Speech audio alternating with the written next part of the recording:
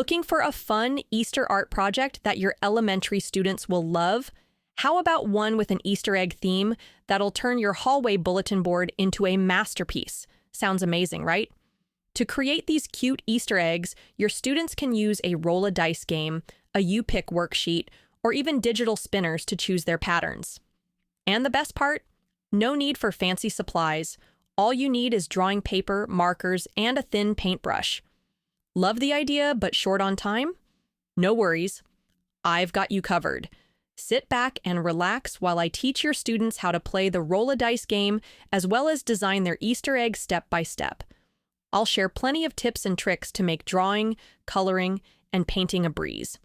This Easter art project includes a step-by-step demonstration video for your students, a printable handout, perfect for substitute teachers, a PowerPoint that guides them through every step, and 2 engaging writing prompts to tie everything together.